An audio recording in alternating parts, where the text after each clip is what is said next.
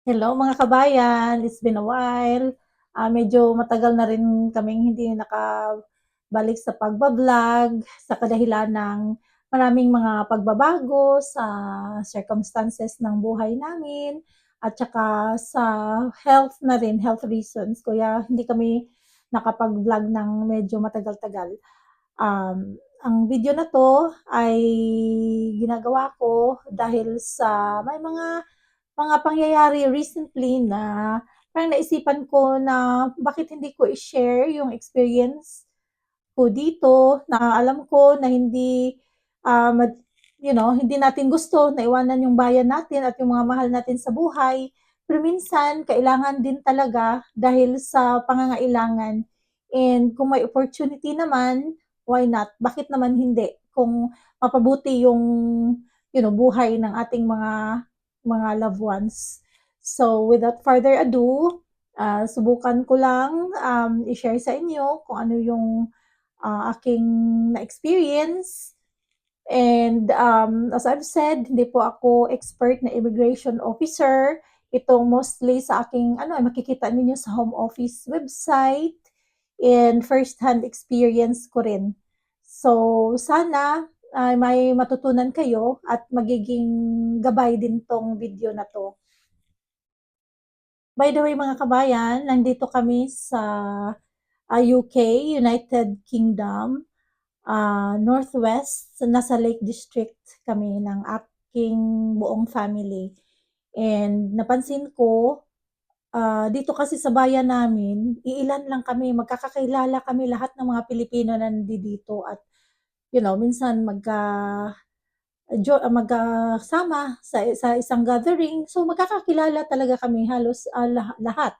Ngayon, recently, nung naglalakad ako, dami kong mga nakikitang mga Pilipino na mga bago ang mukha, yung iba kasama na nila yung mga asawa at mga anak nila. So really, napakaganda na yung parang nakaka-happy lang ba na maraming mga Filipino nakaka-grab ng opportunity.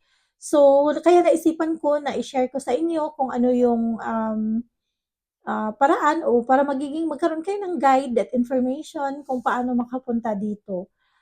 It's just unfortunate na recently nung March at saka nitong April may changes ang home office.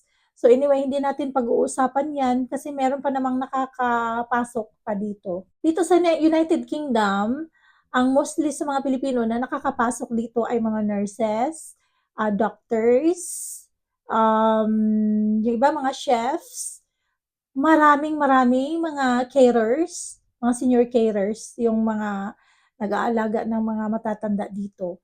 So, yun ang pag-uusapan natin kasi yun yung pinaka-common na marami talagang hiring nurses and carers. So, as a Filipino, para makapasok kayo dito, ang pinaka-importante talaga ay makahanap kayo ng o may magbibigay sa inyo ng certificate of sponsorship. Yun talaga ang pinaka-importante. Hindi lahat ng mga kumpanya dito, mga companies, mga establishments, makapagbigay nun. Para sa isang company na makapagbigay ng certificate of sponsorship, kailangan nila magkaroon ng license, kailangan nila mag-apply sa home office at magkaroon ng license to provide certificate of sponsorship.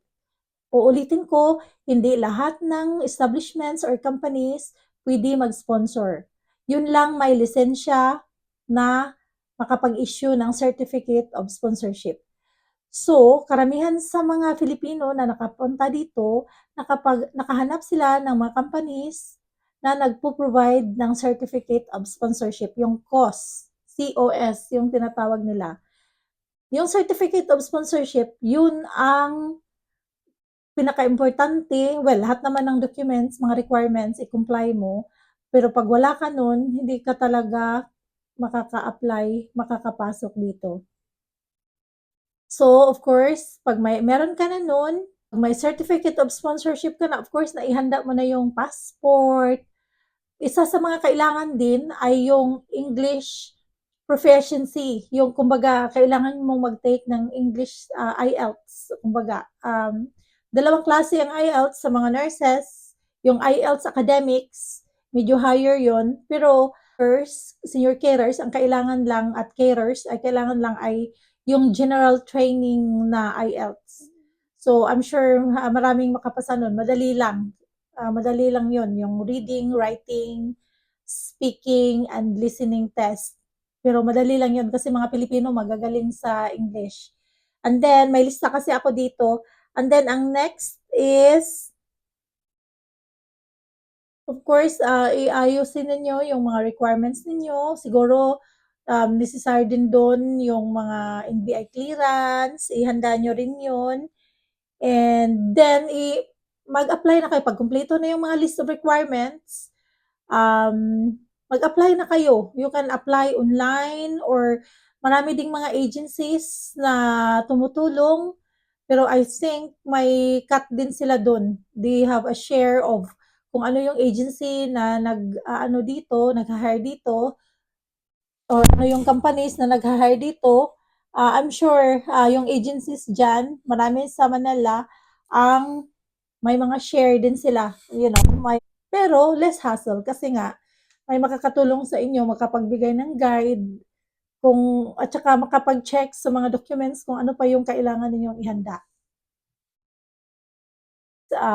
May list naman may list of requirements. More likely, yung passport ninyo, yung NBI clearance, I don't know, yung mga birth certificates siguro, kailangan nyo yun na meron kayo nun, yung authentic talaga, from statistics office, and pag kumpleto na yun mag-apply na kayo. I don't know kung online ba yung application, pero karamihan they go through an agency o may mga agencies sa Manila na tie up sa company na nag-hire dito, and doon kayo tutulungan kayo ng mga staff ng agency, pero I'm sure ang agency ay may cut din dun. So, magkakapera din sila dun. Which is, I guess, kung hindi lang naman mahal, okay lang din naman siguro para ano, para sigurado na tama yung application nyo. So, pagka na-apply na kayo, maghintay kayo ng reply from the home office na you have to go through an interview or yung biometrics. Kung ba yung pipicturean kayo, yung mga fingerprinting, yung fingerprints niyo kukunin na ng embassy, and then pag na-release na yung visa ninyo, yun na, may schedule na kayo for departure papunta dito. So I'm sure magko-correspond naman kayo, yung employer at saka kayo kung may patitirhan sila sa inyo, kung ano yung accommodation. Ang pagkakaalam ko, may nakausap ako na mga Pilipina na nakarating dito. Yung agency nila ang nagpo-provide ng flats, kumbaga maliliit na apartments na matitirhan nila dito, and they are free for the first 3 months na nakapunta. Depende, hindi ko sinasabing lahat ha, pero yung mga nakausap ko, ganun, nilibre sila ng first 3 months, tapos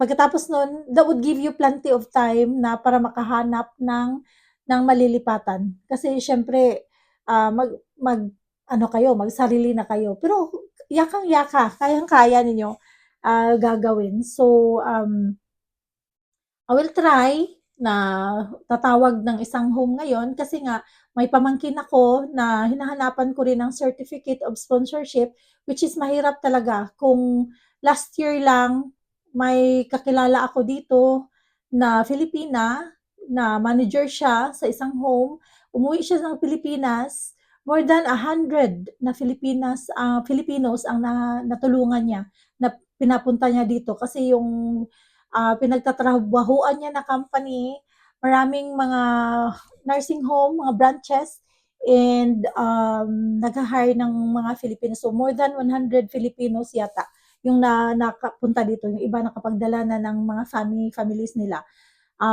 Kaya lang kami, both sides ng asawa ko, sa side ko, wala naman ng pwedeng makuha para makapunta dito. Pero yung side ng asawa ko, may pamangkin siya na we are minessage namin kung gusto ba niyang pumunta dito at tulungan sana namin. Kaya lang ayaw kasi kakapasok lang ng trabaho sa munisipyo.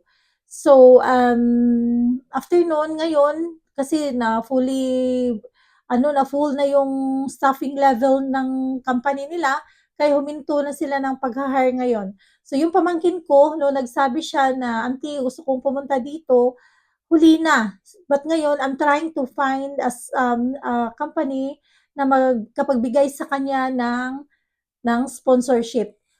So, inuulit ko, hindi lahat ng kumpanya dito o pagtatrabahuan ninyo, mga nursing homes, makapagbigay ng certificate of sponsorship. Of course, yung NHS, yung healthcare dito, National Health Service dito, gobyerno, yun, nagpo-provide yun ng certificate of sponsorship para sa mga nurses. Pero sa mga homes, yung pamangkin ko kasi, caregiver yung course niya, so I will try to ring homes din na makapag-provide, hopefully, makakita ako ng nursing home na makapag-provide sa kanya ng certificate of sponsorship. Ano lang mga kabayan, konting caution lang kasi marami ding mga scammers ngayon. So, yung mga Filipinos dito, may ano din kasi kami, parang naka-join ako ng parang Filipino group page na marami ding mga Filipinos na nakakaawa na na-scam din ng kapwa Pilipino lang din ang mang i-scam sa inyo.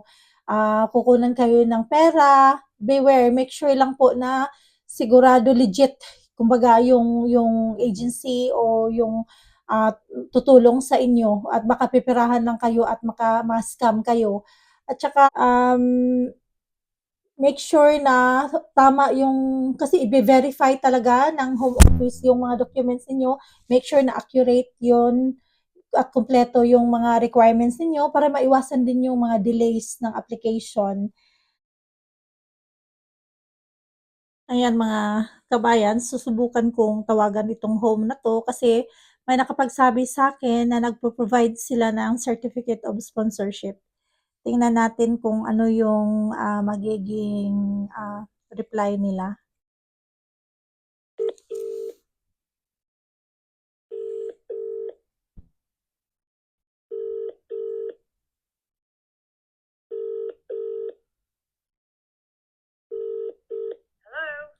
Hello.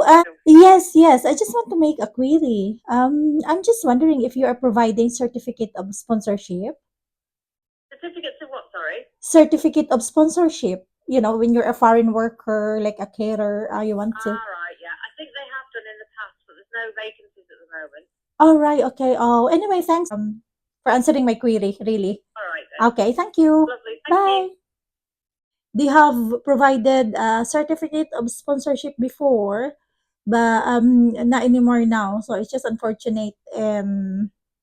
So I will call again another home. Hopefully this one, kasi ito din, sabi ko nga, I'm actually looking. Naghanap talaga ako ng makapag-provide ng sponsorship para sa pamangkin ko. Yun nga, may nakapagsabi sa akin na nag-provide sila ng sponsorship. But as you can see, narinig nyo naman na they have done in the past, but not anymore now. So, subukan ko rin itong isa. Thank you for ringing Moorbank Hall. If you wish to make a booking for the guest house, press 1. If you wish to speak to the matron or make a booking for the nurse, press 2. Speak to the ground floor of the nursing home, press 3. First floor, press 4. The kitchen, press 5. All other enquiries, press 0.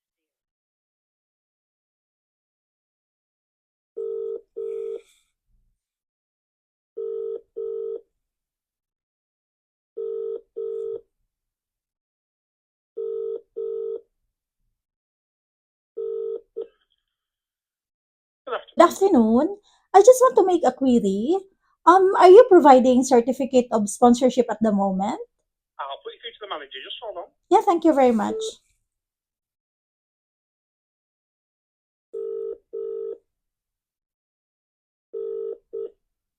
Good afternoon, Moorbank Hall, Elizabeth speaking.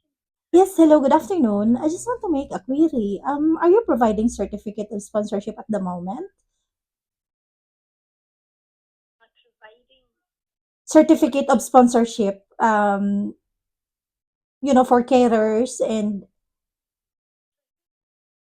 yeah, actually, I am just calling. I'm trying to help my niece. She's a caterer, and of course, she need a certificate of sponsorship to come here to work in the UK. So I'm just looking for an employer for her. Oh, okay. Anyway, thank you very much. Thank you. Bye-bye.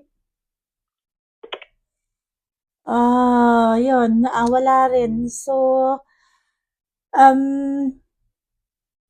minsan, medyo matagal na rin ako dito sa UK, pero siguro nahirapan din silang intindihin yung Filipino English ko. Unfortunately, dalawang home na yung tinawagan ko, and hindi sila, none of them. They used to, ang alam ko, they used to provide certificate of sponsorship. Pero sabi ko nga, sa ngayon, no, mula nung March 11 hanggang April, may mga changes kasi yung home office. So talagang mahirap makapunta dito. Pati NHS, matumal yung hiring ng mga nurses. I will still be looking for homes dito. Marami naman na hopefully makakahanap ako, pero talagang matumal na ngayon at mahirap na ngayon ang ano, dahil nga sa changes ng home office. Marami na kasi nakapunta, siguro hindi na gano'n ka-understaff yung mga establishments dito. Hindi lang tayo mawalan ng pag-asa kasi gano'n naman, magko-close, then mag-o-open ulit, magko-close ulit, then mag-o-open na naman. So, marami pa namang mga opportunities na darating. Para sa interesado na makapunta dito sa UK, bisitahin niyo yung Home Office website at hanapin niyo yung shortage occupation list. Yung kumbaga kung ano yung short dito ng mga occupation, ng mga trabaho, dun yung makikita yung full list ng mga trabaho na kakailanganin nila dito. Occupation open dito. So, pero mahaba po yung listahan. So, tingnan niyo kung saan kayo puwede, anong trabaho ang puwede niyong mapasukan at ma-applyan dito. Hopefully, makakakita kayo, and good luck mga kabayan sa inyong mga journey. Hopefully sa susunod natin na video ay something exciting na naman, na medyo may matutunan na naman kayo at mai-share namin sa inyo. We hope may natutunan kayo sa video na 'to, and please, um, if you gain value dito sa video na 'to, paki-like po at paki-subscribe, and see you sa next video. Maraming salamat po, and God bless.